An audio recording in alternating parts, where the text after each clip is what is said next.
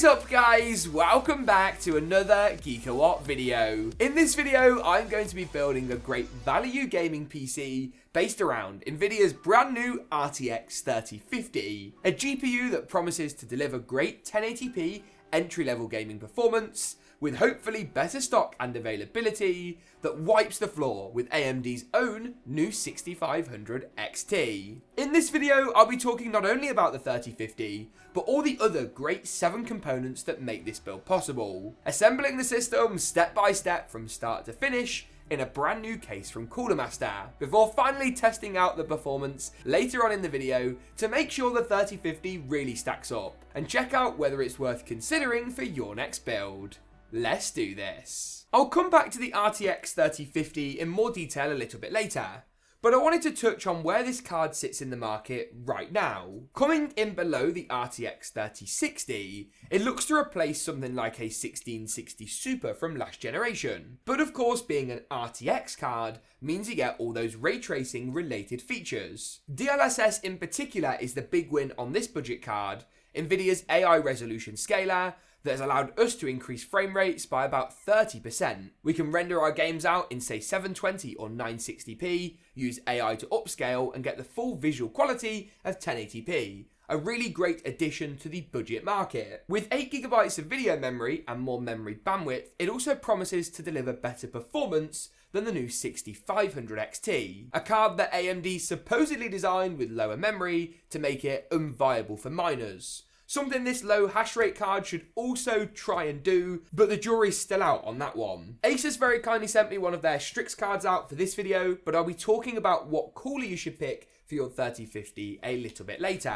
For now, we actually need to go ahead and get the basis of the build put together, and install as many of our components outside of the case as we possibly can, picking up the SSD, RAM, our CPU, and of course the all-important motherboard. For this build, I've opted to go with the AMD platform, and for the motherboard, we'll be using MSI's B550M Pro VDH. In my opinion, the best value B550 motherboard that exists, full stop. With Gen 4 SSD support, a second M.2 slot, 4 RAM DIMMs, and of course, out-of-the-box support for the latest Ryzen 5000 CPUs, this is a really solid choice. We should also see some nice offers and price drops on the 5600X as it eventually gets replaced in the coming weeks or months by AMD's next major CPU offering. To install the processor, go ahead and line up the golden triangle on the chip with the triangle on your CPU socket. For us, that's in the top left-hand corner. Pull the retention arm on your socket upwards,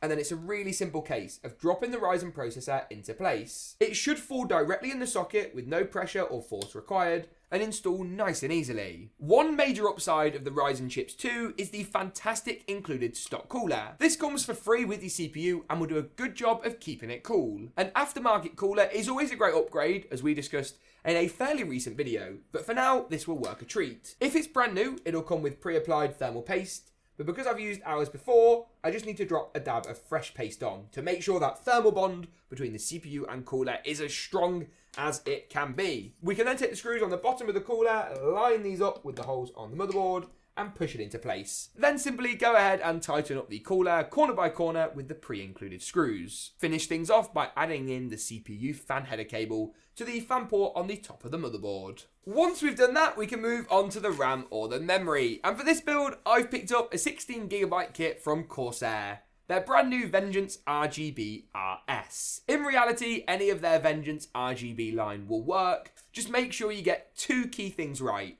The speed, you need this to be exactly 3600 MHz, and the configuration, you want 2 8GB DIMMs. If you go for one 16GB DIMM instead, it will save you some money, but you'll lose about 5% of your frame rate.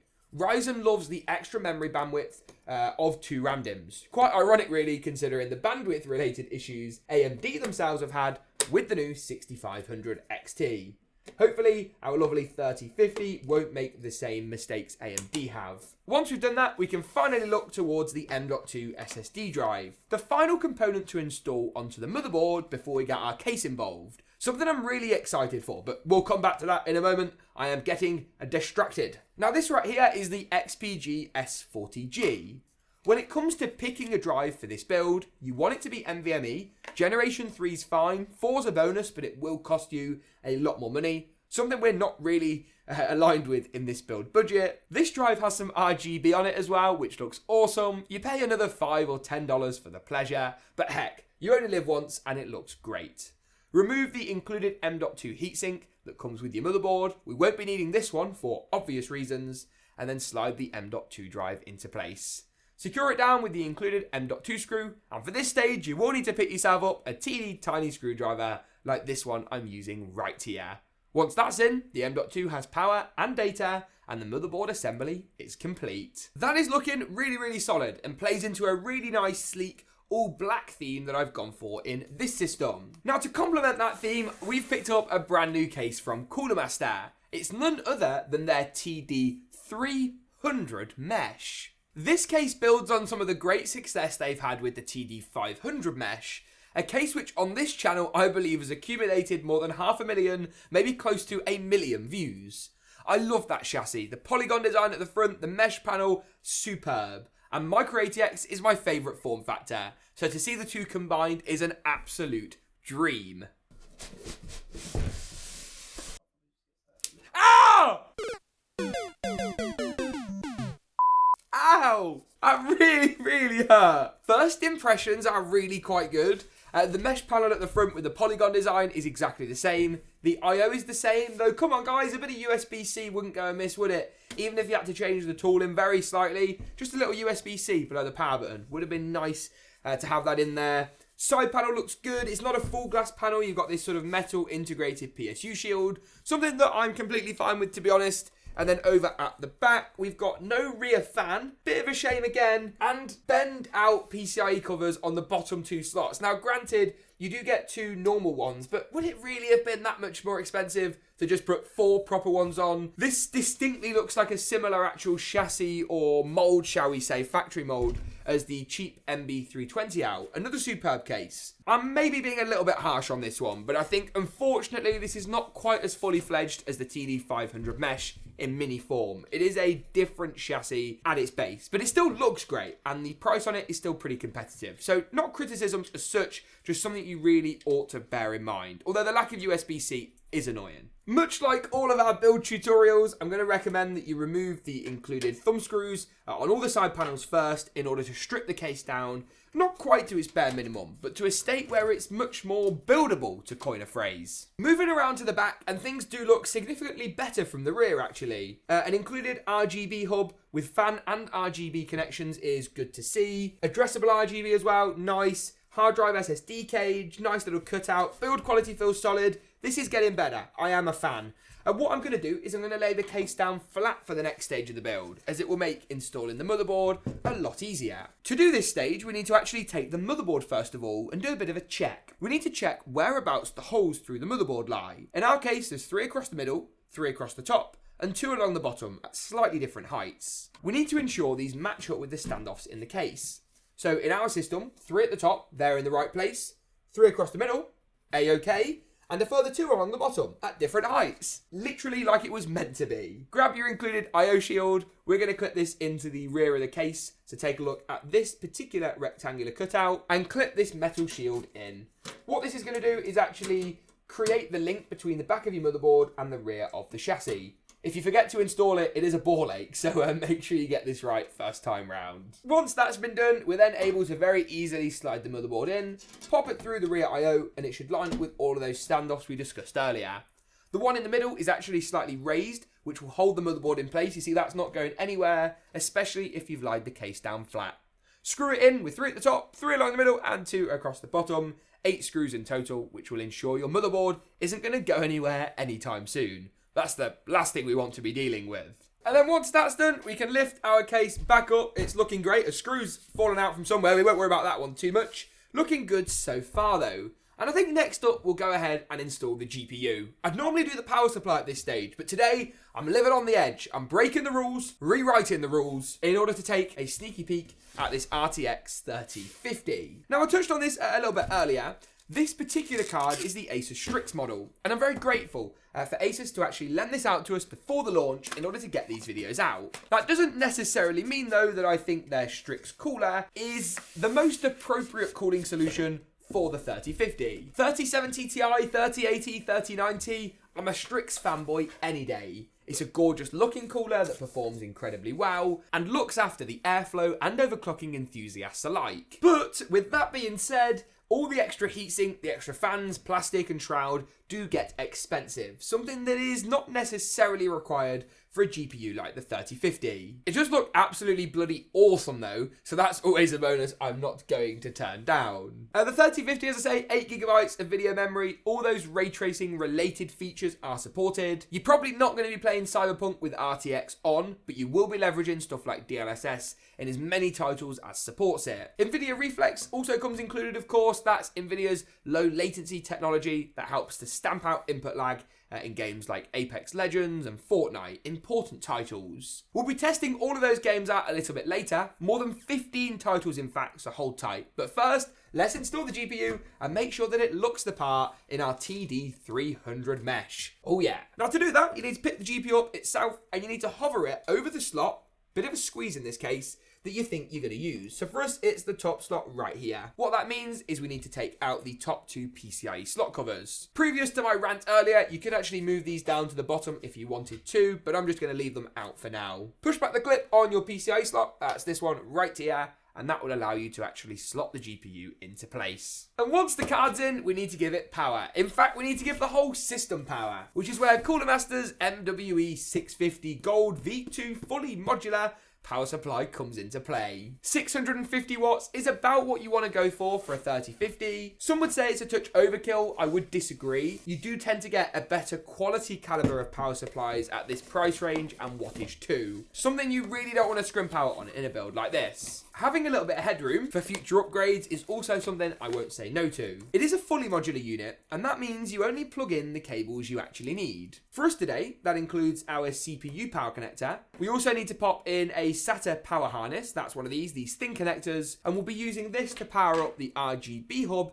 at the rear of the case. You also need to install one of these dual 6+2 pin PCIe power connectors. And then finally, we need to dig through our bag of cables and find the chunky included motherboard power connector. This is the largest connector of the bunch and splits into two ends for the power supply side. Spin your case around and we're going to install the power supply with the fan facing down, pulling fresh air in from underneath the case feet. Just make sure you don't pop the chassis on something like a carpet where airflow will be stifled and your power supply will struggle to keep cool. We're then going to go ahead and pop in the motherboard power cable to the right hand side of the motherboard, the CPU power connection to the top left hand corner of the motherboard, the GPU connection to the 8-pin GPU on the GPU board, and finally the SATA power cable to the SATA connection at the rear. And once we've done that, we're pretty much done. We're now going to go ahead and boot the system up for the very first time, see how good it looks, and I'll rejoin you in a few moments for the performance figures. I'll see you in a sec, but first, roll that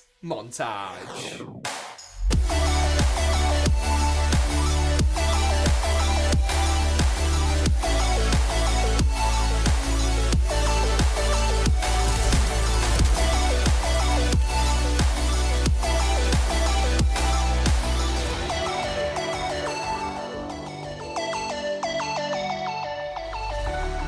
Nicely done. Now we've seen how good the system looks when it's all powered up, it's time to see if the performance figures match the stunning aesthetic.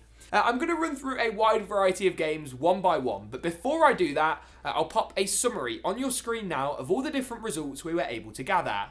Now these aren't very good in a contextual format, but they do allow you to take a quick glance, find your favourite game, and make sure the frame rate is up to scratch. We've tested, as I say, a really wide variety of titles, and tried to include all of the latest and most popular AAA games. Let's kick things off by looking at GTA 5 in more detail, specifically the benchmark mode at 1080p high settings. Here we managed to achieve 138 frames per second on average from our 3050, placing it pretty decently above the 2060, sizably above the 1660 Super, and just below the 3060. It beat out the AMD 6600 XT as well by a huge margin, which is very impressive considering that card is not even competing with the 3050 on paper. Call of Duty Vanguard was a slightly different story. Here we tested out at 1080p high settings and once again received some very solid, encouraging results. The frame rate was good at 86 frames per second on average, while contextually it actually sat quite nicely in our graph, beating out the 1660 Super by 4 frames per second and sitting below the 2060 Super by about 15. As a general rule of thumb, this GPU should perform around about the level of the 2060 from last generation, so to be doing so in this instance is fairly impressive. As I say, I would expect the 2060 Super to beat it out. Moving on to Apex Legends, and here once again we got some pretty decent results. The 3050 slotted in above the 1660 Super and just below the 2060. Here the AMD cards performed far better, but once again they showed the inconsistent driver and game optimization approach that you still struggle with on Team Red, even in 2022. That's enough about AMD though. This Nvidia card showed at 1080p that it really performs well as an entry-level card, because remember, that's what it is, despite slightly inflated prices at the moment. Moving on to Valorant next up, this is one of our high frame rate titles, and I'm glad to announce that the 3050 really did deliver. It beat out the 1660 Super and the 2060 by around about 32 frames per second, slotted in actually above the 2060 Super 2 and below the 3060. Here the 3050 actually provided some slightly anomalous results. We did rerun our tests a few times to make sure they lined up, and they did. The 3050 then, in a game like Valorant, performing very well. Moving on to Fortnite, here we tested out at 1080p competitive settings. The 3050 returned 192 FPS on average, while visually the game looked great. Remember, this is everything tuned down to low, except the render distance, which we set to far. It beat out the 2060 Super and slotted in just below the 3060. Really impressive in Fortnite. As I say, your mileage will vary game by game, but here we were suitably pleased. A title where you may be slightly less pleased is in Call of Duty's Warzone, where we managed to achieve 87 FPS. Standalone, a pretty good number, but in the context of some of our other cards, not quite so positive. In fact, it performed worse than a 5600 XT for whatever reason. As I say, we did rerun these tests and check our work in double, triple, quadruple, 4 times. The 3050 just naturally, like any GPU, performs better in some environments than it does others. We also tested out the brand new Battlefield 2042. Here, once again, the 3050 lived up to the expectation of 1080p, high settings gaming at more than 60 FPS, delivering us nearly 50% more than that, at 89 frames per second on average. We also tested out the new Forza Horizon 5, personally one of my favourite games right now, and here we didn't quite hit 100 FPS, bit of a disappointment, we only got 99, but for a racing game that is more than enough. Visually as well, the game looked awesome. The 3050, yes, it costs a little bit more than I might like, and yes, its performance in some instances is aligned to the 1660 Super, but who cares? If it's a GPU you can actually buy in 2022 that allows you to play any game at 1080p, 60 FPS, medium to high settings, then I personally am a very happy chappy. To wrap things up finally then, we also tested out a little bit of Halo Infinite. Here we managed to achieve, once again, over 80 FPS, 86 to be precise, with strong 90 and 99 percentiles recorded with both NVIDIA FrameView and MSI Afterburner's Riva Tuner. And with that, that pretty much wraps it up for not only the benchmarks today, but the whole video. If you enjoyed this one, make sure to give it a big old like rating. Thank you for tuning in, and as always, we'll see you in the next one.